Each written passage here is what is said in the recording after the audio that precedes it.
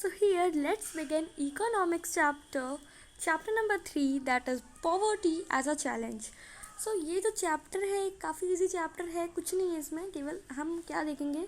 सबसे पहले हम वर्ड की मीनिंग जानते हैं। Poverty as a challenge meaning कि पॉवर्टी मतलब गरीबी जो है वो एक चैलेंज की तरह काम करती है, एक चैलेंज बन जाती है। इस चैप्टर में हम यही देखेंगे। सबसे पहले हम इस चैप्टर का ओवरव्यू देख लेते हैं। This chapter deals with one of the most difficult challenges faced by independent India, poverty. So ये जो चैलेंज है ना, ये जो चैप्टर है ना, ये किस चीज़ को डील करता है कि जो हमारा इंडिपेंडेंट इंडिया है वो काफ़ी सारे डिफ़िकल्ट चैलेंजेस को फेस करता है। और मोस्ट डिफ़िकल्ट चैलेंजेस क्या है अगर आप इंडिया के लिए कहो तो वो है पॉवर्टी जो है काफ़ी डिफ़िकल्ट चैलेंज है। After discussing this multi dimensional problem through examples, so ये सब पढ़ने के बाद कि पॉवर्टी क्या है, उसके बाद हम क्या पढ़ेंगे इस चैप्टर में कि जो मल्टी डायमेंशनल प्रॉब्लम्स हैं, जो पॉवर्टी के थ्रू जो हमें प्रॉब्लम्स मिलती है, ढेर सारी प्रॉब्लम्स, तो वो सब हम लोग पढ़ेंगे। The chapter discusses the way poverty is seen in social sciences. सामाजिक रूप से भी हम देखेंगे कि पॉवर्टी को कैसे माना जाता है, पॉवर्टी को हम कैसे डील करते हैं, लोग कैसे पॉवर्टी से डील करते हैं, तो ये देखेंगे। Poverty trends in India and the world are illustrated through the concept of poverty line. So अब देखो, ये जो पॉवर्टी लाइन है ये आपको अभी नहीं समझ में आएगी, जब हम आगे इसका एक टॉपिक है, एक अलग सा टॉपिक है, इसको हम लोग पढ़ेंगे तब हमें समझ में आएगा। तो पॉवर्टी क्या होती है, poverty trends in India. Poverty जो होती है ना वो इंडिया में ट्रेंड करती है, and the world are illustrated through the concept of poverty line. तो इस पॉवर्टी लाइन को जब हम पढ़ेंगे ना तो हमें अच्छे से पता चलेगा, ठीक है।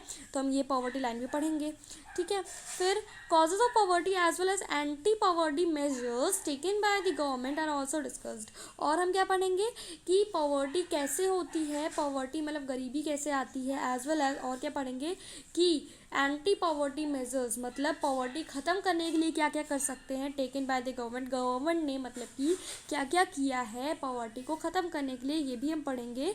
The chapter ends with broadening the official concept of poverty into human poverty. So हम जब लास्ट में जब चैप्टर एंड होने वाला होगा तो हम ह्यूमन पॉवर्टी को भी पढ़ेंगे, इंसान की गरीबी को भी देखेंगे, ठीक है। सो यहाँ से हमारा चैप्टर बिगिन होता है इंट्रोडक्शन से, ठीक है। वो तो हमारा कुछ नहीं था, वो तो केवल ओवरव्यू था, केवल चैप्टर को आपको एक बेसिक बता दिया था कि आपको ये पढ़ना है, ठीक है। यहाँ से हमारा chapter start. Okay, let's begin introduction of this chapter. In our daily life we come across many people who we think are poor. हमारे ज़िंदगी में काफ़ी लोग आए होंगे, आपने काफ़ी लोगों को देखा होगा, सोचा होगा कि ये क्या है, एक पुअर पर्सन है, दे आर पुअर।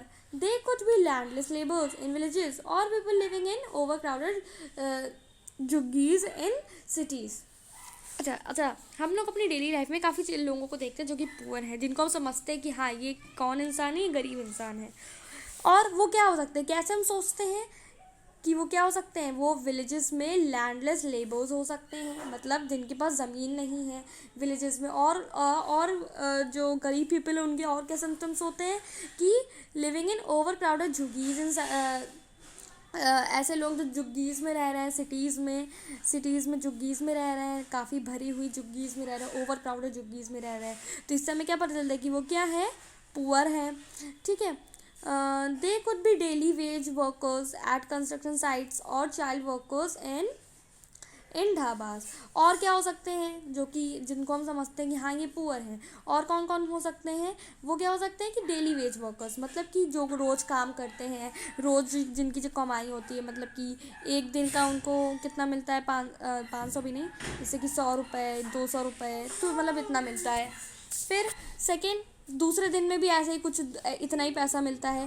तो ये क्या हो जाता है, रोज़ रोज़ का इनकम, आपको रोज़ रोज़ इनकम मिलती है। आप खूब दिन भर मेहनत करते हो, फिर आपको रोज़ पूरे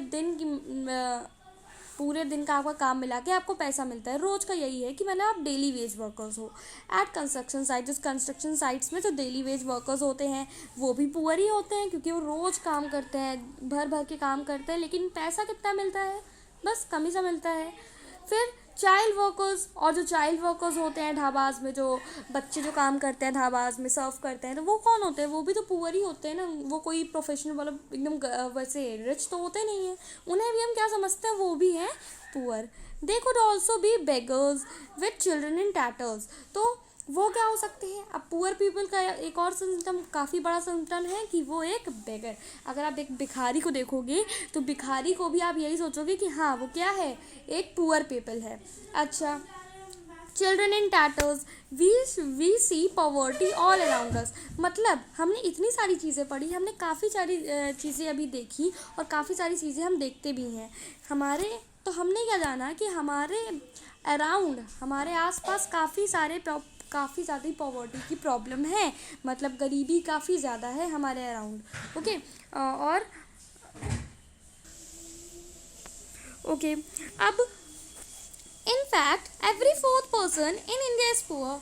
अब हम और क्या देखते हैं कि हर एक चौथा इंसान, हमारे दुनिया में हर एक चौथा इंसान, ये आपको एक ऐसे जैसे हम फॉर्मल लैंग्वेज में बात करते हैं ना, उसी के हिसाब से बताया जा रहा है कि हमारे वर्ल्ड में, हमारी पूरी इंडिया में, अगर आप कहो इंडिया में, पूरे इंडिया में हर एक चौथा इंसान क्या है, पुअर है, रिच नहीं है, पॉवर्टी से जी रहा है, गरीबी है।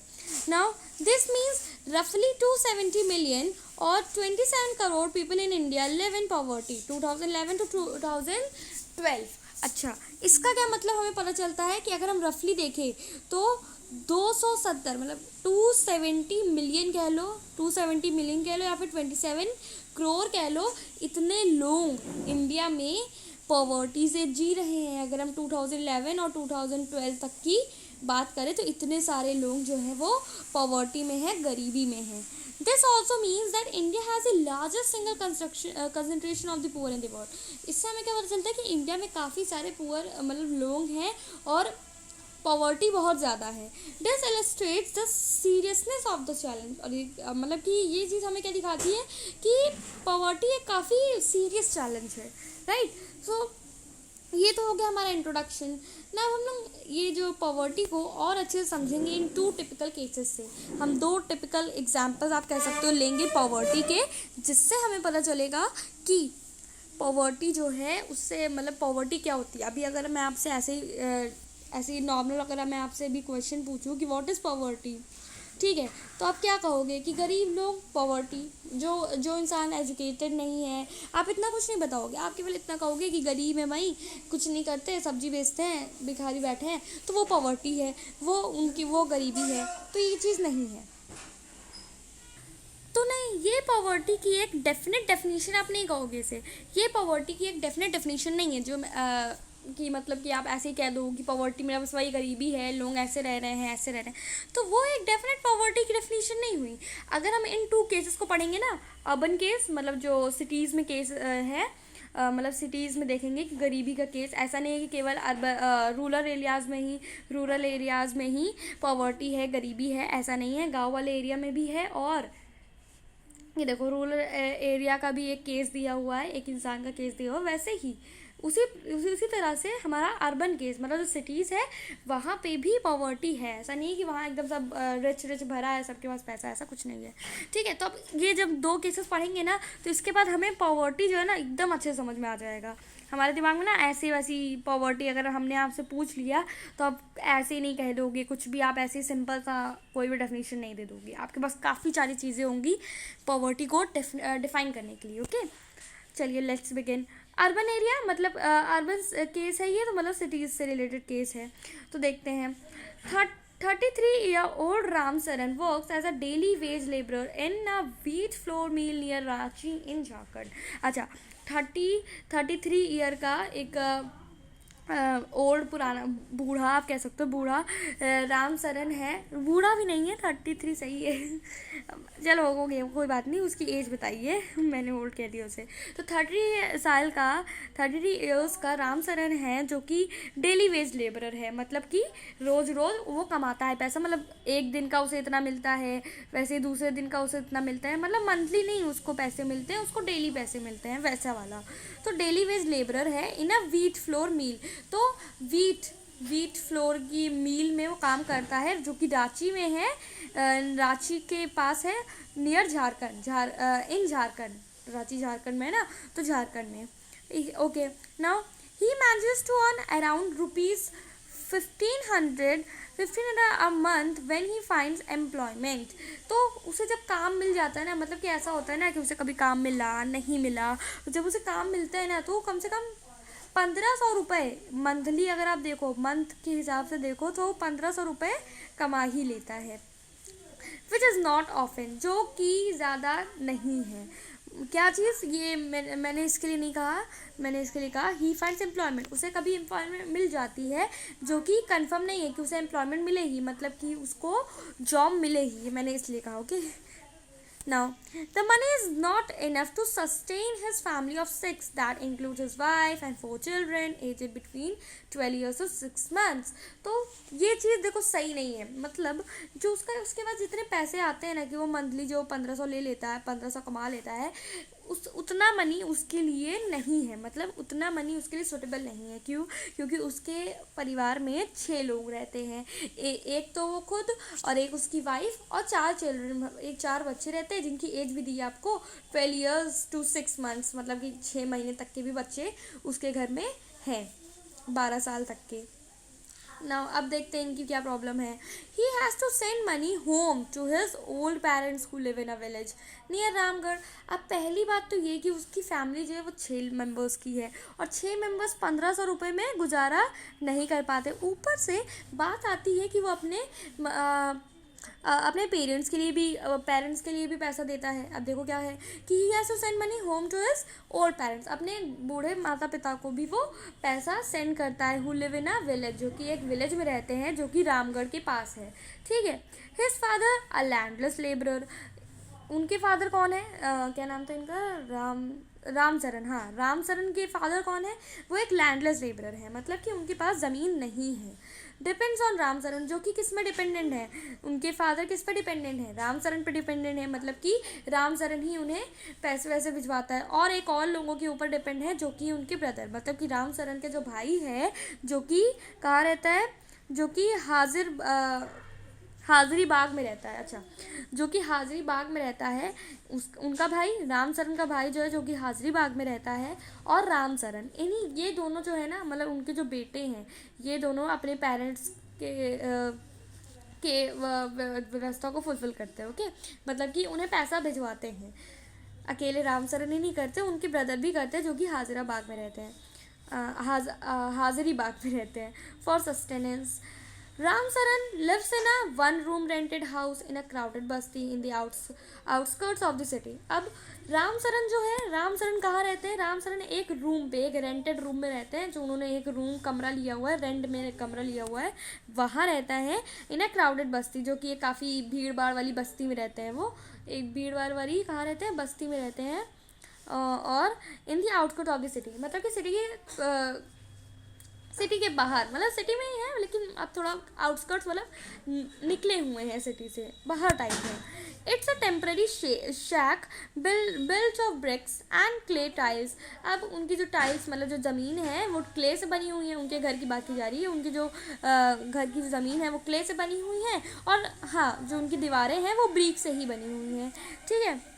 अब his wife Santa Devi works as a part-time maid in a few houses and manages to earn another ₹100। अब देखो ₹1500 तो उनके घर पे कौन कमाता है, रामचरण, जो कि उस घर का मतलब मेंबर है, वो कमाता है। नेक्स्ट, उसकी जो वाइफ है संता देवी, उन्हें भी वर्क करना पड़ता है, क्योंकि उनके लिए 1500 रुपये में रोज़ाना करना पॉसिबल नहीं हो रहा है, मतलब वो उतने में अपने मतलब सारे कंफर्ट को सह नहीं पा रहे। कंफर्ट का मतलब ये नहीं कि भाई उन्हें काफ़ी ऐसा आराम से रहना है, नहीं, ऐसा आराम से नहीं, मतलब उन्हें इतना चाहिए कि भाई बेसिक लाइफ जी सके वो। ठीक है। तो संता देवी, अब उनकी जो वाइफ है वो कहाँ वर्क करती है, वो भी एक पार्ट टाइम मेड, मतलब नौकरानी जैसा वो वाला वर्क करती हैं, कुछ घरों में वो जा के मेड का काम करती हैं, और कुछ 800 रुपये वो कमा लेती हैं। दे मैनेज अ मर्ज meal of dal and rice twice a day, but there is never enough for all of them. उन्हें उन्हें मतलब कि 2 वक्त का खाना जो मिलता है ना वो केवल दाल और चावल ही मिल पाता है। But there is never enough for all of them, लेकिन इतना उनके लिए काफ़ी नहीं था, उन सारे 6 मेंबर्स के लिए उतना काफ़ी नहीं था। उन्हें कितना मिलता था, केवल एक दोनों मील्स के खाने में उन्हें दाल मिलती थी, चावल मिलता था, दाल और चावल ही उन्हें मिलता था। मतलब काफ़ी वैसी कंडीशन थी। His elder son works as a helper in a tea shop to supplement the family income and earns another ₹100। अब ₹500 1500 तो उनके रामचरण कमाते थे, ₹800 उनकी वाइफ कमाती थी। अब ₹300 उनके बेटे, जो उनके बड़े बेटे हैं वो कमाते थे। उनके जो बड़े बेटे थे वो टी शॉप में, जो कि कुछ 12 साल के थे, तो कुछ वही 12 साल के आसपास वाले, क्योंकि आपको ऊपर ईयर दिया हुआ था ना यहाँ पे, 12 साल के आसपास ही होंगे। ये देखो 12 ईयर्स और 6 मंथ्स, मतलब कि 6 महीने तक के भी बच्चे थे और 12 साल तक के भी बच्चे थे। तो 12 साल के ऊपर तो कोई बच्चा होगा नहीं, तो मतलब 12 साल के आसपास का बच्चा जो है वो भी सबसे बड़ा वो कमाता था, वो भी कमाता था 300 रुपये। वो टी शॉप में टी शॉप चलाता था और वहाँ पे हेल्पर बन के काम करता था। ठीक है, हेल्पर मतलब अपनी फैमिली का बन के उस टी शॉप पे काम करता था, ताकि वो अपनी फैमिली को सप्लीमेंट कर सके, उसकी इनकम को, मतलब फैमिली की इनकम को सप्लीमेंट कर सके, और 300 रुपये कमाता था। While this 10-year-old daughter takes care of the younger siblings. और अब ये तो कुछ 12 वाला साल का था जो कि सबसे बड़ा था, कुछ ऐसा ही इतने साल का ही था। और उनकी जो 10 ईयर जो चिल्ड्रन थी, जो एक 10 साल की जो बच्ची थी, वो दूसरे बच्चे जो 6 महीने के बच्चे और जो छोटे छोटे बच्चे थे ना, उनकी वो जो क्या करती थी, उनका ख्याल रखती थी, क्योंकि उनकी मम्मी भी काम के लिए जाती थी। तो जो उनकी 10 साल की जो बच्ची लड़की थी वो भी अब अपने छोटे भाई बहनों का ख्याल रखती थी।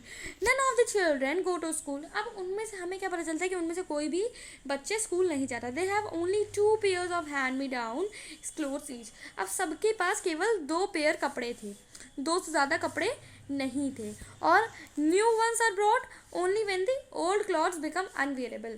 तो नए कपड़े भी तभी आते थे कि किसी भी उस घर में जितने भी मेंबर्स थे उनके नए कपड़े तभी आते थे जब उनके कपड़े जो उनके जो पुराने कपड़े हैं वो बिल्कुल अनवियरेबल हो जाए, मतलब कि आप उन्हें अब पहन सकते ही नहीं हो, ऐसे हो जाए तब।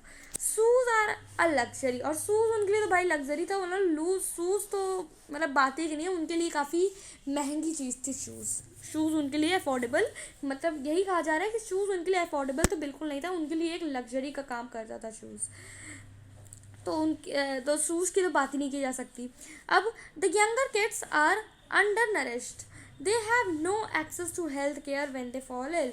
अब जो उनके यंगर किड जो बच्चे थे छोटे छोटे, मतलब वो एकदम अंडर नरिश थे, मतलब उनको जो भी उनके पास मतलब कि जो भी उनको हेल्थ चाहिए होती थी, उनके हेल्थ को सुधारने के लिए जो भी मेडिसिन लगती है, मेडिसिन के लिए पैसा लगता है, बट वो तो था नहीं। तो हेल्थ केयर उन्हें नहीं मिल पाती थी, और वो जब भी वो बीमार पड़ते तो उन्हें एक अच्छी हेल्थ केयर तो नहीं मिल पाती थी, और हेल्थ केयर नहीं मिलती तो इससे भी काफ़ी सारी प्रॉब्लम्स होती हैं, अब ये सिचुएशन देखो, ये सिचुएशन तो किसकी थी, ये हमारी सिटी की सिचुएशन थी। सोचो सिटी की सिचुएशन ऐसी थी। अब देखो हमारे विलेज की सिचुएशन कैसे होती है, रूरल केस की सिचुएशन कैसे होती है, देखते हैं। अब यहाँ पे रूरल केस में लखा सिंह की बात करेंगे हम, उसमें हमने रामचरण की बात की थी, ठीक है। अब लखा सिंह देखते हैं क्या करते हैं। Lakha Singh belongs to a small village near Meerut in Uttar Pradesh. अच्छा, अब लखा सिंह कहाँ रहते हैं। अच्छा, तो यहाँ पे जो लखा सिंह है वो कहाँ रहते हैं, वो एक छोटे से गांव में रहते हैं जो कि मीरठ के पास है, उत्तर प्रदेश में। Okay, now his family doesn't own any land. उसकी जो फैमिली है ना, उसकी कोई भी एक अपनी ज़मीन नहीं है। लखा सिंह की जो फैमिली है उसकी वो कोई अपनी ज़मीन नहीं है, लैंडलेस है, मतलब कि वो। So they do odd jobs for the big farmers. तो बड़े बड़े फार्मर्स के लिए वो ऐसे ही जॉब करते हैं। कौन, लखा Singh. Okay, now work is erratic and so is income. Work जो है वो मतलब ऐसा नहीं है कि एकदम फिक्स्ड वर्क है, मतलब कि वहीं पे काम करना है उनको, मतलब वहीं पे काम करता है, ऐसा कुछ नहीं है, फिक्स्ड नहीं है, मतलब अनफिक्स्ड है। मतलब उनकी जो जॉब है वहाँ से हटती रहती है, काम उनका कभी होता है कभी नहीं होता है। तो वैसे ही उसी तरह से उनकी इनकम भी वैसे ही होती है। जब जॉब होती है तो पैसा मिलता है, जब जॉब नहीं कहोगे आप उसे जब वो लेबर काम लेबर की तरह काम करते हैं तो उन्हें जॉब मिलता है पैसा, और जब नहीं करते तो नहीं मिलता है, वैसे ही होता है। Now at times they get paid ₹100 for a hard days work, और कभी कभी क्या होता है उन्हें केवल 50 रुपये मिलता है उनके दिन भर के काम के लिए। उनके दिन भर के काम के लिए, हार्ड वर्क के लिए उन्हें केवल 50 रुपये मिलता है। सोचो कितनी बुरी हालत है। But often but often it's in kind like a few kilograms of wheat or dal or even vegetables for toiling in the farm through the day। लेकिन कभी कभी क्या हो जाता है कि कुछ किलोग्राम्स वीट और दाल जो है और कुछ वेजिटेबल्स जो हैं वो फार्म से, क्योंकि वो फार्म में काम करते थे, फार्म में काम करते हैं लखा सिंह दूसरे बिग फार्मर्स को, तो बिग फार्मर्स के यहाँ, तो वहाँ पे से उन्हें कुछ वीट दाल कुछ वेजिटेबल्स उन्हें मिल जाते थे घर के लिए। ठीक है। The family of 8 can not always manage 2 square meals a day. लेकिन जो उनकी सब फैमिली 8 लोगों की थी, अब यहाँ पे फैमिली और बड़ी है, 8 लोगों की फैमिली है, और 2 वक्त का खाना भी वो सही से जुगाड़ नहीं कर पाते थे उसका। लखा लिव्स इन अ कच्चा हट on the outskirts of the village. अब आउटस्कर्ट्स के मतलब विलेज के आउटस्कर्ट पे लखा सिंह रहते थे कच्चा हट में, काफ़ी एक कच्चे मकान में रहते थे, वो हट में रहते थे। The women of the family spend the day chopping fodder and collecting firewood in the fields. और जो वुमेन थी उस फैमिली की, मतलब उनकी जो वाइफ थी, वो क्या करती थी, चॉपिंग फोडर को चॉप करने में और फायरवुड को, मतलब लकड़ियों को कलेक्ट करने में फील्ड्स में अपना वक्त गुजारती थी। अब हिज फादर अ टीबी पेशेंट। अब उसके जो फादर थे, जो लखा सिंह के जो फादर थे, वो टीबी पेशेंट थे, मतलब टीबी एक बीमारी होती है, उसके पेशेंट थे। Passed away 2 years ago due to lack of medication. अच्छा, अब वो क्या हुआ, उनके जो फादर थे वो 2 साल पहले उनकी मौत हो गई थी, 2 साल पहले उनकी मौत हो गई थी टीबी, क्योंकि वो टीबी पेशेंट थे और उन्हें एक मेडिकेशन की, मतलब जो इलाज की, मतलब कि दवा लेने के लिए पैसा चाहिए भाई। अगर आपको किसी भी चीज़ का, जैसे टीबी एक बीमारी थी, तो आपको किसी भी चीज़ का अगर इलाज करवाना है तो आपको पैसा चाहिए, और पैसा उस फैमिली के पास इतना था नहीं, अफोर्डेबल था नहीं, तो इसी वजह से पैसे के कारण मेडिसिन जो नहीं थी, उसके कारण क्या हुआ, वो पास हो गए, मतलब 2 साल पहले उनकी मृत्यु हो गई। अब his mother now suffers from the same disease and life is slowly Ebbing away. अब उनकी जो मदर थी, उनकी मदर को भी सेम डिजीज़ था, उन्हें भी सेम डिजीज़ था, वो भी टीबी की पेशेंट थी, और वो भी मतलब ऐसे ही उनकी जो लाइफ थी ना, वो धीरे धीरे चल रही थी, बस कट रही थी और कुछ नहीं, क्योंकि पैसा तो उनके पास था नहीं कि वो मेडिसिन खरीद सके ना। Although the village has a primary school, लखा नेवर वेंट देयर। वैसे अगर बात किया जाए तो विलेज में, उस गांव में एक प्राइमरी स्कूल था, लेकिन लखा जब बचपन में, मतलब अभी कभी भी वो अपने स्कूल नहीं गया, मतलब किसी भी स्कूल नहीं गया, उसका कोई अपना क्या, किसी भी स्कूल नहीं गया। He had to start earning when he was 10 years old. मतलब 10 साल का जब था लखा, जब 10 साल का, तभी से उसने कमाना शुरू कर दिया था। New clothes happen. अच्छा, अब न्यू क्लॉथ्स वाले पे थे ना हम। मैंने 20 में पॉज कर दी थी वीडियो। हाँ चलो यही से कर लेते हैं। इसके पहले तो देख लिया ना कि 10 साल से उसने काम करना स्टार्ट कर दिया था। उसके बाद new clothes happen once in a few years. अब उनके जो नए कपड़े आते थे वो कुछ सालों में ही आते थे, मतलब कुछ साल, जब 1 साल 2 साल 3 साल हो गया तभी उनके नए कपड़े आते थे, मतलब नया कपड़ा मतलब आने में इतना साल लगता था उन्हें। Even soap and oil are a luxury for the family. और उस फैमिली के लिए काफ़ी ज़्यादा ही अफोर्डेबल, मतलब लग्जरी था सोप। मतलब कहने का मतलब कि अगर कहीं से साबुन और तेल मिल गया तो मतलब उनके लिए तो एकदम, मतलब कि एकदम वैसी बात हो जाएगी जैसे कि सोने में सुहागा मिल गया हो, मतलब ऐसी बात हो जाएगी। लेकिन सोप और ऑयल अगर हम लोग देखें तो इट्स नॉट लग्जरी, ये बस ऐसी कॉमन सी चीज़ है, लेकिन उनके लिए सोप और ऑयल काफ़ी लग्जरी था। और अगर उनके लिए लग्जरी था तो ये सारी चीज़ें उनके पास होंगी नहीं, मतलब सोप और ऑयल नहीं था, मतलब सैनिटेशन की प्रॉब्लम थी वहाँ पे, ये आप कह सकते हो ना, जब सोप और ऑयल नहीं था। अच्छा, आपने जो वो ऊपर पढ़ा, इससे हमें क्या क्या, देखो ये सारी चीज़ें हमें दिखेंगी ऊपर। लैंडलेसनेस, लैंडलेसनेस मतलब कि ज़मीन नहीं थी। हमने ऊपर पढ़ा ना कि ज़मीन नहीं थी। और अनएम्प्लॉयमेंट जैसी प्रॉब्लम भी थी। कैसे अनएम्प्लॉयमेंट कैसे? देखो, एम्प्लॉयड है लेकिन कह के भी एम्प्लॉयड नहीं है। आपने पिछले चैप्टर अगर आपने पढ़ा होगा तो उसमें था डिस्गाइज्ड एम्प्लॉयमेंट, मतलब दिखते तो एम्प्लॉयमेंट एम्प्लॉयड है बट है अनएम्प्लॉयड। कैसे?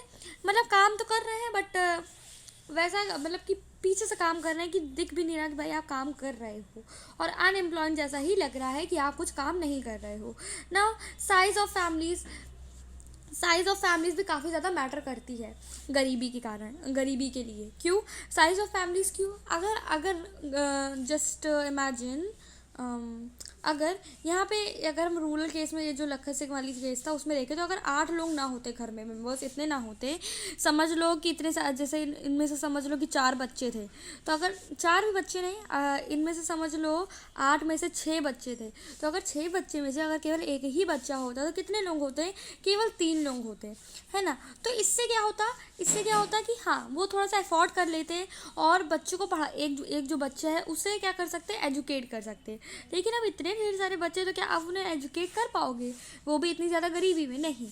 तो ये भी एक प्रॉब्लम है अनएम्प्लॉयमेंट की ना। इलिटरेसी, वही एजुकेटेड नहीं है। एजुकेटेड होते तो काफ़ी सारा काम कर सकते थे, काफ़ी सारी जॉब कर सकते थे। एजुकेटेड नहीं है लेकिन यहाँ पे तो पुअर हेल्थ, मैल न्यूट्रिशन, मतलब हेल्थ भी उनकी सही नहीं। अभी आपने टीबी पेशेंट देखा ना, टीबी वाला, कि अगर आपकी हेल्थ ही सही नहीं है तो आप क्या कमा पाओगे? कैसे आप कुछ कर पाओगे? आप तो वैसे ही रह जाओगे ना दूसरे पे डिपेंडेंट। जैसे कि टीबी पेशेंट, उनकी मम्मी थे, उनके पापा थे, दोनों को टीबी के मरीज़ थे वो, तो क्या वो खुद से कुछ कर सकते थे? नहीं कर सकते थे। वो पुअर ही बन के रह रहे थे। तो ये भी एक काफ़ी बड़ा कारण है क्या होने का? गरीब होने का। अब चाइल्ड लेबर, आपने अभी देखा कि बच्चे से काम कराया जा रहा था। काम कराया नहीं, बच्चे खुद ही कर रहे थे अपनी फैमिली की कंडीशन को देख के। बच्चे खुद ही 10 साल के उम्र वाले अपने, जैसे कि आपने उस वाले में देखा था ना, रूरल के अर्बन केस में आपने देखा था कि 10 साल की जो बच्ची थी वो अपने छोटे भाई बहनों को संभाल रही थी, और जो 12 साल का कुछ लड़का था वो टी शॉप में कॉफ़ी बेचता था और 300 रुपये कमाता था। अब हेल्पलेसनेस, और इससे हेल्पलेसनेस भी काफ़ी बड़ा कारण है पॉवर्टी का, कि मतलब आप बिल्कुल से हेल्पलेस फील करते हो किसी के। आप अब भाई आप किसी के आश्रय तो हो नहीं, तो इसलिए आपको कैसा लगेगा कि आप बिल्कुल हेल्पलेस हो। आपकी कोई हेल्प करने वाला नहीं है। तो ये भी एक पॉवर्टी का कारण है। अच्छा, ये देखो यहाँ पे दिया हुआ है, would I ever buy able to buy new clothes for my family. देखो ये कह रहे लाखा सिंह यही है, कह रहे कि क्या मैं कभी सोच रहे, कह नहीं रहे, सोच रहे हैं कि क्या मैं कभी अपने फैमिली के लिए नए कपड़े ले आ पाऊँगा। तो मतलब काफ़ी वैसी सिचुएशन। ये देखो इतने लोग हैं, इनके फैमिली इतने सारे ये लोग, अब गाँव के हैं कि किसके हैं, फ़ोटो इमेज किसकी है पता नहीं, बट उनकी सिचुएशन बता रहा है और कुछ नहीं। अच्छा, अब इन दो सॉरी वेट, ओके, सो मैंने उसको गलती से बार दिया था। चलिए स्टार्ट करते जल्दी से। अच्छा, इन 2 टिपिकल केसेस से हमें क्या पता चलता है? अच्छा बताओ, ये जो 2 टिपिकल केसेस हम लोगों ने पॉवर्टी की देखी, कि गरीबी की देखी, कि पॉवर्टी से क्या क्या हुआ, तो इससे हमें क्या पता चलता है? These 2 typical cases illustrate many dimensions of poverty. इसमें हमें देखा काफ़ी सारी पॉवर्टी की डायमेंशंस को देखा। देखो यहाँ पे लिखा भी है, काफ़ी सारी पॉइंट्स को हमने देखा, ये सारी पॉवर्टी की पॉइंट्स हैं, ठीक है। काफ़ी सारे डायमेंशंस को हमने देखा पॉवर्टी की इन 2 केसेस में, इस 2 केसेस में। They show that poverty means hunger and lack of shelter. अब यहाँ से देखो, पॉवर्टी की मीनिंग आपको बहुत ज़्यादा समझ में आएगी जब हम ये सारा पैराग्राफ जो है पढ़ लेंगे। देखो, दे शो, ये हमें क्या शो करता है कि पॉवर्टी का क्या मतलब है? हंगर, भूख। पॉवर्टी नहीं है तो भूख। देखो, पैसा नहीं है तो आप, जैसे कि आपने ऊपर वाले उसमें सिचुएशन में पढ़ा था कि भूख के कारण, मतलब कि उनके पास इतने पैसे नहीं है कि वो 2 मील का खाना, 2 वक्त का खाना सही से खा पाए। लाखा सिंह की फैमिली में ऐसा था। सेम सिचुएशन उधर की भी थी, है ना। राम सरन वाली से सेम सिचुएशन थी। एंड लैक ऑफ शेल्टर, और घर भी उनका ऐसा नहीं था कि काफ़ी ज़्यादा अच्छे होम में रह रहे, ऐसा भी कुछ नहीं था। एक तो किस में रहता था? एक रेंट होम में रहता था, एक रेंट कमरे में रहता था। होम नहीं, कमरे में ही रहता था। और एक का वैसा ही एक सिंपल सा हाउस था। गांव में है तो सिंपल ही होगा, लग्जरी हाउस तो होने नहीं वाला। It also is a situation in which parents are not able to send their children to school, or a situation where sick people cannot afford treatment. अच्छा, अब पॉवर्टी के कारण क्या हो सकता है, पॉवर्टी के कारण क्या सिचुएशन होती है कि जो पेरेंट्स होते हैं, गरीबी के कारण जो पेरेंट्स होते हैं वो अपने चिल्ड्रन को एजुकेट नहीं कर पाते हैं। और भी एक और क्या सिचुएशन बन जाती है कि जो सिक पीपल्स हैं वो अफोर्ड नहीं कर पाते हैं ट्रीटमेंट को, मतलब वो ट्रीटमेंट को अफोर्ड नहीं कर पाते। जैसे कि आपने देखा था टीबी की पेशेंट थे, तो उनके बेटे जो हैं उनके पास इतने पैसे नहीं थे कि वो उस बीमारी का ट्रीटमेंट उन्हें दे सके, अपने फादर को दे सके। तो इसी वजह से उनके फादर भी डाई हो गए थे। तो ये भी काफ़ी वैसा कारण है कि केवल पॉवर्टी की वजह से ये हुआ था, गरीबी की वजह से केवल हुआ था। अब कहाँ थे हम, अच्छा यहाँ पे, हाँ। तो सेंटी चिल्ड्रन स्कूल ये वाला poverty also means lack of clean water and sanitation facilities. Poverty का मतलब एक और है कि आप लैक ऑफ क्लीन वाटर, साफ़ सुथरा पानी आपको नहीं मिल रहा है। साफ़ सुथरा पानी कैसे मिलेगा भाई, आपके पास सैनिटेशन प्रॉब्लम नहीं है, सैनिटेशन प्रॉब्लम है, साफ़ सुथरा पानी आपको कैसे मिलेगा। और सैनिटेशन फैसिलिटीज़ भी नहीं होती, जैसे कि आपने देखा था ऊपर दोनों सिचुएशंस में आपने देखा है कि सैनिटेशन प्रॉब्लम है, मतलब कि साफ़ सफाई का उतना वो नहीं है। जैसे कि आपने देखा था कि ऑयल, वो दोनों में से किसी एक केसेस में आपने देखा था कि ऑयल और क्या चीज़ था, ऑयल और एक और चीज़ थी वो अफोर्ड, सोप ऑयल और सोप कितना ज़्यादा उनके लिए लग्जरी का काम करता था। मतलब कि सैनिटेशन प्रॉब्लम थी ना, बिना साबुन की कैसे सैनिटेशन प्रॉब्लम तो होगी ना, साफ़ सफाई की प्रॉब्लम तो होगी। It also means lack of regular job at a minimum decent level. तो मतलब छोटे से काम को भी नहीं कर पाते थे। रेगुलर जॉब, जो रोज़मर्रा का जॉब, जो रोज़ जॉब कर सके, ऐसी भी जॉब नहीं थी उनके पास। कभी वो एम्प्लॉयड होते, कभी वो अनएम्प्लॉयड होते, कभी उनको काम मिलता, कभी उनको काम नहीं मिलता। आपने सिचुएशंस में देखे हैं, उसी को रिलेट करिए। Above all it means living with a sense of helplessness। सब अगर हम इन सारी चीज़ों को देखें, जितना भी हमने पढ़ा, सैनिटेशन प्रॉब्लम, इसकी प्रॉब्लम, उसकी प्रॉब्लम, तो इससे हमें क्या पता चलता है, हमें ये पता चलता है हमारे अंदर जो भी पॉवर्टी के जिम्मे जी रहा है, जो भी इंसान गरीबी में जी रहा है, ये सारी चीज़ों को फेस कर रहा है, तो उसके मन में कैसी भावना आएगी, हेल्पलेसनेस की, कि वो भाई एकदम बेसहारा है, ऐसी आएगी है, ऐसी थिंकिंग आएगी। Poor people are in that situation in which they are ill treated at almost every place, in farms, factories, government offices, hospitals, railway stations, etc. अच्छा, जो पुअर पीपल होते हैं उन्हें मतलब कि उन्हें इल ट्रीटेड, मतलब कि उन्हें सही से ट्रीट नहीं किया जाता। जो गरीब लोग होते हैं उन्हें सही से ट्रीट नहीं किया जाता है हर एक प्लेस में। ऑलमोस्ट सभी प्लेस में ऐसा ही होता है कि ये पुअर पीपल को काफ़ी वैसा मतलब कि माना जाता है कि एकदम, मतलब कि एकदम ख़राब हैं, इनको भगाओ, कहाँ से ये आ गए, फटे छपड़े कपड़े पहन के आ गए हैं। तो उन्हें उनके साथ अच्छा व्यवहार नहीं किया जाता है, उन्हें इल ट्रीट किया जाता है हर एक प्लेसेस पे, चाहे वो फार्म्स हो, फैक्ट्रीज हो, गवर्नमेंट ऑफिस हो, हॉस्पिटल्स हो, रेलवे स्टेशन हो, और भी काफ़ी जगह हो। तो ऐसा ही होता है पुअर पीपल्स के साथ। Obviously nobody would like to live in a poverty. So अगर हम ये जाहिर सी बात है कि कोई भी पॉवर्टी में रहना, गरीबी में रहना नहीं चाहेगा, है ना। one of the biggest challenges of independent India has been to bring millions of its people out of abject poverty। काफ़ी बिग चैलेंज है इंडिया के लिए, एक आज़ाद इंडिया के लिए काफ़ी ज़्यादा बिग चैलेंज है कि मिलियन, ज़्यादातर जो हमने अभी ऊपर देखा था 27 मिलियन कुछ लोग जो हैं वो कैसे हैं, पुअर हैं। तो इतने सारे लोग जो हैं वो पॉवर्टी से उनको बाहर निकालना, ये काफ़ी बड़ा चैलेंज है किसके लिए, इंडिया के लिए, कि उनको बाहर निकालें। अब देखो महात्मा गांधी क्या कहते हैं, Mahatma Gandhi also always insisted that India would be truly independent only when the poorest of its people become free of human suffering. तो महात्मा गांधी क्या कहते हैं कि इंडिया तभी पूरी तरह से एक सच्ची तरह से इंडिपेंडेंट होगा जब पुअरेस्ट, जो गरीबेस्ट, गरीबेस्ट नहीं, जो बहुत गरीब लोग हैं वो ह्यूमन सफरिंग, जो वो सफ़र कर रहे हैं, उससे फ्री हो जाएंगे। तब इंडिया इंडिपेंडेंट कहलाएगा सही मायने में। मतलब लोग जो हैं वो सफरिंग से थोड़ा फ्री हो जाएंगे, जो लोग इतना सफ़र करते हैं, जितना झेलते हैं, उससे फ्री हो जाएंगे। अब देखते हैं poverty as seen by social scientist. अब जो सोशल साइंटिस्ट हैं, जो सामाजिक रूप से देखते हैं कि पॉवर्टी का पॉवर्टी कैसे हो रही है, वो कैसे समझते हैं पॉवर्टी को, तो वो देखेंगे हम लोग कि सोशल साइंटिस्ट कैसे पॉवर्टी को देखते हैं।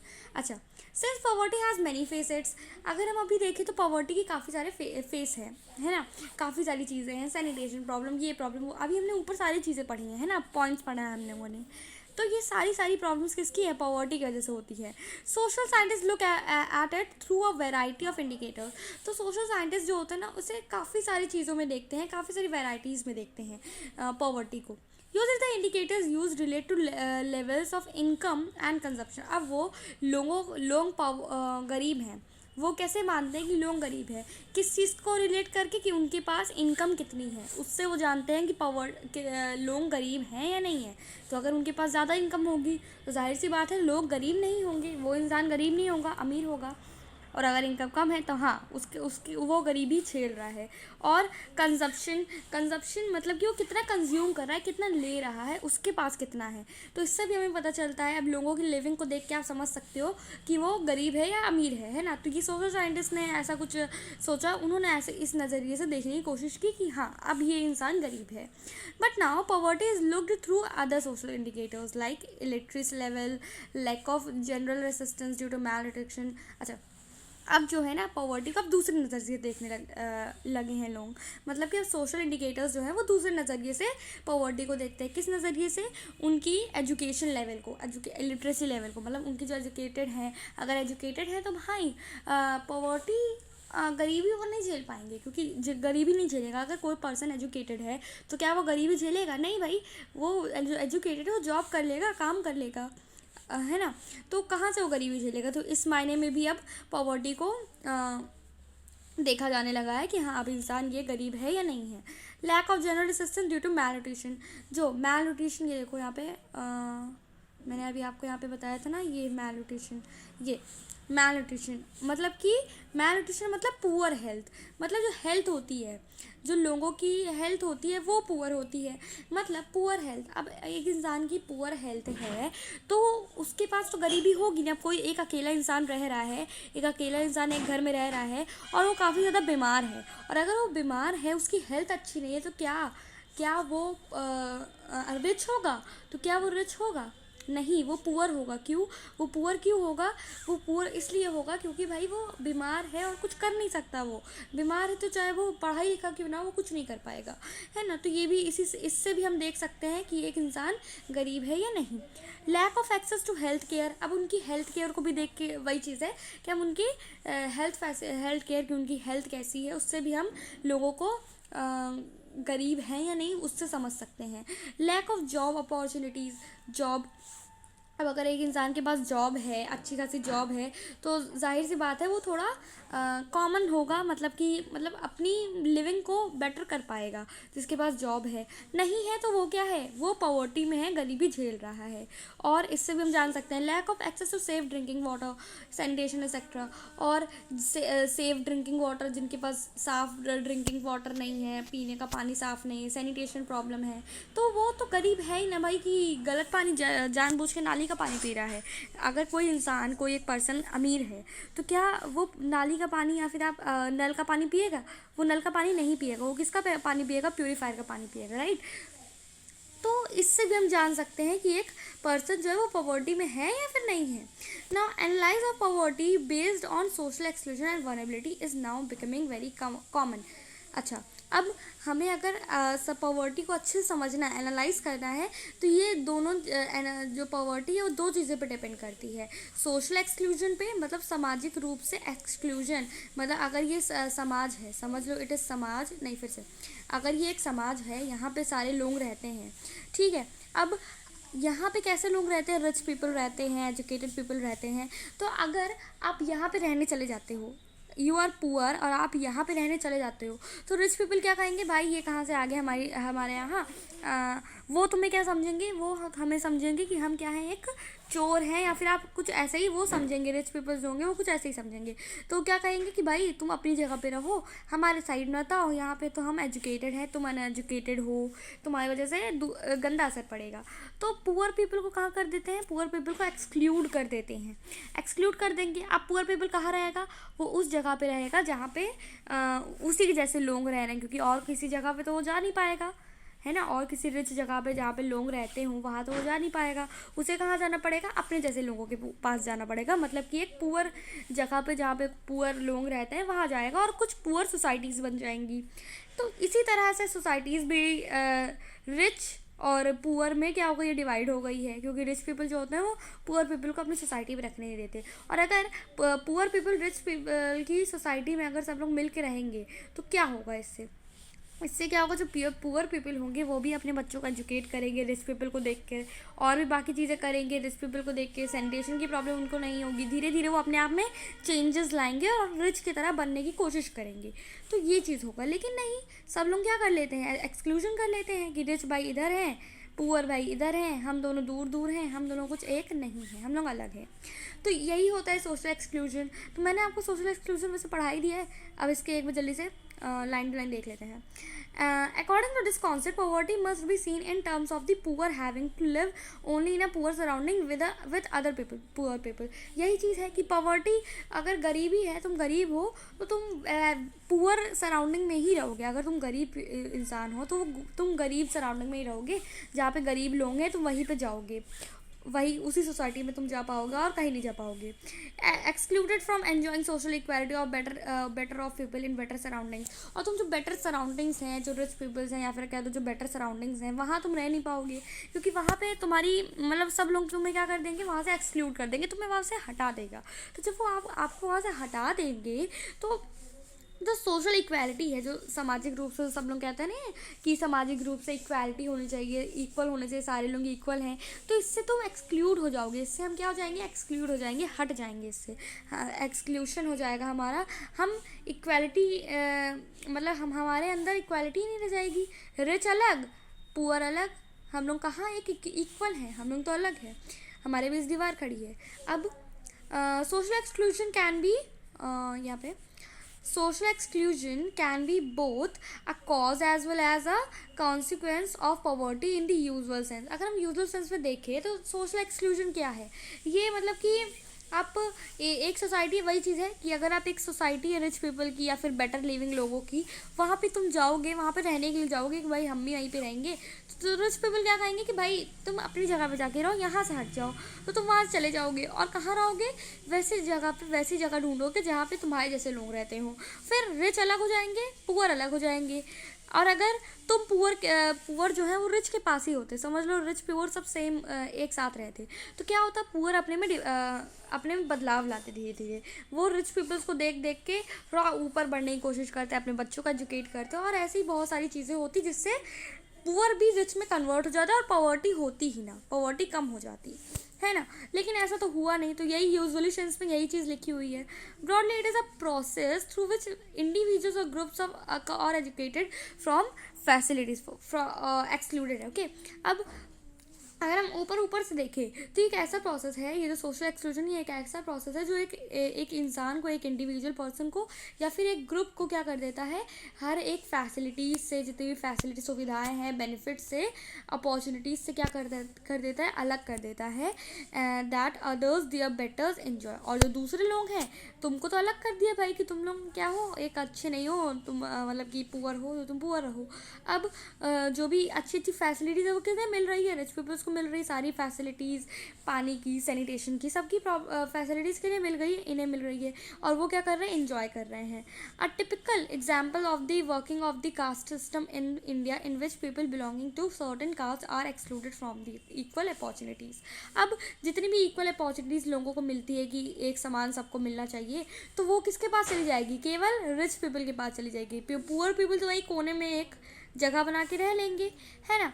अब पुअर पीपल्स जो होंगे, अगर आप इसका एग्जांपल देखो, सोशल एक्सक्लूजन का अगर आप एग्जांपल देखो, कास्ट बेस्ड सिस्टम पे, कास्ट सिस्टम पे लोगों को अलग कर दिया जाता है। कास्ट सिस्टम मतलब जैसे SC ST हैं तो उन्हें रिच पीपल के साथ नहीं रहने दिया जाता, तो उनको कहेंगे कि तुम जाओ अगली जगह, दूसरी जगह पे रहो, तो कहाँ चले जाएंगे, इधर चले जाएंगे। अब वो पुअर पीपल बन जाएंगे, रिच पीपल रिच रह जाएंगे। अब चाह के भी पुअर पीपल रिच में कन्वर्ट नहीं हो सकते हैं, तो इस तरह से क्या होगा, पॉवर्टी जो है वो बढ़ती जाएगी। तो इसलिए कास्ट सिस्टम काफ़ी बड़ा ही एग्जाम्पल है सोशल एक्सक्लूजन का। कास्ट के उससे काफ़ी ज़्यादा लोगों को एक्सक्लूड किया जाता है हर एक इक्वल अपॉर्चुनिटी से, जो लोगों को इक्वल अपॉर्चुनिटी मिलती है उससे। Social exclusion does may lead to but can cause more damage than having a very low income. अच्छा, ऐसा नहीं है कि सोशल एक्सक्लूजन काफ़ी कम लो इनकम में होता है, मतलब पैसा कम है तो तुमको बाहर निकाल दिया, ऐसा नहीं है। इसी ये सोशल एक्सक्लूजन ना लोगों के मन में डैमेज सा बना देता है, उनके मन में एक भेदभाव सा बना देता है और लोग जो है वो एकदम अलग हो जाते हैं। Social exclusion does may lead to but can cause more damage than having a very low income. कम कम इनकम तो है ही भाई, क्योंकि वो अलग रह रहे हैं, पुअर पीपल अलग अलग रह रहे हैं। लेकिन इससे बड़ा डैमेज क्या है लोगों के लिए? लोगों के लिए क्या डैमेज है? लोगों के लिए यही डैमेज है कि भाई वो एकदम अलग है, वो हेल्पलेस फील करेंगे खुद को, है ना। अब वर्नरेबिलिटी देख लेते हैं कि ये कैसे पॉवर्टी को डिफाइन करता है, वर्नरेबिलिटी। अच्छा, जल्दी से अब वर्नेबिलिटी स्टार्ट कर ले। इसके पहले मैं अगर वर्नेबिलिटी स्टार्ट करने से पहले मैं आपको एक छोटा सा बता देती हूँ वर्नेबिलिटी क्या है। वर्नेबिलिटी बस यही है कि मतलब जो सोशल एक्सक्लूडेड हो जाते हैं, जो सोशली सामाजिक रूप से जिसको हम बाहर कर देते हैं, जैसे कि बैकवर्ड क्लासेस हो गए, तो उन्हें जब हम बाहर कर देते हैं, ठीक है, जब उन्हें हम बाहर कर देते हैं तो क्या हो जाता है, वो लोग क्या हो जाते हैं, एकदम अलग हो जाते हैं और उनकी पुअर रहने की क्षमता जो है वो बढ़ जाती है ना। अगर एक रिच सोसाइटी है, रिच सोसाइटी में अगर पुअर पीपल को रहने की आज़ादी मिल गई तो क्या होगा, पुअर रिच में कन्वर्ट होगा, पुअर रिच में कन्वर्ट होगा। तो इस तरह से क्या होगा, पॉवर्टी कम हो जाएगी, गरीबी कम हो जाएगी। तो इसी को कहते हैं वर्नेबिलिटी, मतलब कि पॉवर्टी जो है वो बढ़ती है, क्योंकि पुअर पीपल जो रहते हैं, हम क्या सोचते हैं कि जो पुअर पीपल है वो पुअर है, वो जो पुअर पीपल है वो पुअर है, पुअर रहेगा। पुअर पीपल था पुअर, पुअर पीपल है पुअर, पुअर पीपल पुअर रहेगा। लेकिन अगर हम ये सारी चीज़ें जो अपने दिमाग से निकाल दें, अगर ये वर्नेबिलिटी, इसी को वर्नेबिलिटी कहते हैं कि पुअर पीपल जैसा है वैसा ही रहेगा, तो अगर हम इस चीज़ को हटा दें तो पुअर पीपल रिच में कन्वर्ट हो सकते हैं। तो vulnerability to poverty is a measure which describes the greater probability of certain communities, say members of a backward caste or individuals such as a widow or a physically handicapped person, of becoming or remaining poor in the coming years। मतलब कि हम क्या समझते हैं, vulnerability एक poverty की एक ऐसी मेजर, जहाँ पे हम क्या समझते हैं, एक ऐसी मेजर है जहाँ पे हम समझते हैं कि ज़्यादातर लोग, जो कुछ कम्युनिटीज़ के ज़्यादातर लोग जो कि जैसे कि जो बैकवर्ड क्लास हैं, जो पिछड़े जाति के हैं, जो अकेले हैं, मतलब कि जो विडोज़ हैं और जो फिजिकल हैंडीकैप, जिनके हाथ पैर टूटे, तो मतलब वो सब क्या है, वो सब पुअर हैं, पुअर रहेंगे, पुअर आगे समय में कुछ आने वाले सालों में भी रहेंगे। तो इसी को वर्नेबिलिटी कहते हैं। अच्छा, vulnerability is determined by the options available to different communities for finding an alternative living in terms of assets, education, health and job opportunities। अच्छा, vulnerability को कैसे हम डिटरमाइन कर सकते हैं? जैसे कि कुछ ऑप्शंस अवेलेबल, जो कि डिफरेंट कम्युनिटीज़ को, सबको ऑप्शंस मिलते हैं कि भाई वो अपने लिविंग को बेहतर कर सकें। जैसे कि जो एसेट्स हैं, एजुकेशन से, हेल्थ से, जॉब लेके वो क्या कर सकते हैं, अपने आप को ऊपर बढ़ा सकते हैं। लेकिन वर्नेबिलिटी, अब वर्नेबिलिटी क्या है, वो अलग है भाई, उनको ज़्यादा फेस कर, जैसे कि आपने देखा कि जैसे आपने ऊपर स्टोरीज़ में पढ़ा कि जो छोटे बच्चे थे, जो 10 साल के, जो उसमें राम सरन वाली स्टोरी में जो 10 साल से जो छोटे बच्चे थे, उनके वो कुछ नहीं कर सकते थे। अगर जस्ट इमेजिन कि अगर एक अर्थ क्वैक आ जाए, तो क्या होगा, अर्थ क्वैक अगर आ जाता है तो 10 साल की लड़की और जो 12 साल का लड़का, तो वो तो भाग जाएंगे, खूब तेज़ी से भाग जाएंगे। लेकिन क्या वो इंसान, वो जो छोटे बच्चे हैं और जो 10 साल से नीचे के बच्चे, क्या वो भाग पाएंगे? नहीं भाग पाएंगे। वो अर्थक्वेक को फेस नहीं कर पाएंगे, उन्हें किसी की सहारे की ज़रूरत होगी। उन्हीं को हम वनरेबल कहते हैं। जो बूढ़े हैं, जो ओल्ड लोग हैं, वो उनका भी सेम है, वो भी कुछ नहीं कर पाएंगे, है ना, वो भी दूसरे के ऊपर डिपेंडेंट हैं। अब further, it is analyzed on the basis of greater risk these groups face at the time of natural disasters। अब ये जो लोग होते हैं ना, जो vulnerable होते हैं, जो दूसरे के ऊपर डिपेंडेंट होते हैं, खुद से नहीं कर पाते हैं, तो वो जो होते हैं ना नेचुरल डिज़ास्टर्स, जैसे कि अर्थक्वेक, सुनामी है, टेररिज्म, जो अटैक्स होते हैं, तो उससे वो ज़्यादा फेस करते हैं, वो इस प्रॉब्लम्स को ज़्यादा फेस करते हैं, क्योंकि वो कुछ कर नहीं सकते। बाकी लोग कुछ कर सकते हैं लेकिन वो कुछ नहीं कर सकते। Additional analyse is made of their social and economic ability to handle these risk. अब जो एडिशनल अगर हम एनालाइज करें तो made of social and economic ability, उनकी जो सोशल और इकोनॉमिक एबिलिटी होती है कि वो रिस्क को हैंडल नहीं कर पाते, बाकी लोग कर लेते हैं, जितनी भी रिस्क होती हैं उन्हें वो हैंडल नहीं कर पाते हैं, जो वनरेबल लोग होते हैं, ठीक है, वो कुछ अपने से नहीं कर सकते, दूसरों के ऊपर डिपेंडेंट होंगे, ठीक है। In fact, vulnerability describes the greater probability of being more adversely affected than other people when bad time come for every day, whether a flood or an earthquake or simply a fall in the availability of jobs. अब अगर कोई भी earthquake आ जाता है, कोई भी चीज़ हो जाती है, तो किसको ज़्यादा इफेक्ट पड़ेगा? वो पड़ेगा केवल वनरेबल लोगों को ज़्यादा पड़ेगा, क्योंकि वो कुछ कर नहीं सकते, उनके लिए ज़्यादा रिस्की है। अब एक घर में आप रह रहे हो, अर्थक्वेक आ गया तो बाकी सब बाहर भाग जाएंगे, लेकिन जो बच्चे हैं, जो बूढ़े हैं, वो नहीं भाग पाएंगे, क्योंकि वो वनरेबल है, दूसरों के ऊपर डिपेंडेंट है, ठीक है। तो उनके इसीलिए उनके ऊपर ज़्यादा ही उनके मतलब कि उनके ऊपर रिस्क आने की ज़्यादा प्रोबेबिलिटी हो जाती है, उनके ऊपर रिस्क आने की ज़्यादा शंका हो जाती है। फिर नेक्स्ट वीडियो में हम लोग क्या पढ़ेंगे? पॉवर्टी लाइन पढ़ेंगे, यहाँ से बिगिन करेंगे। Okay, thank you.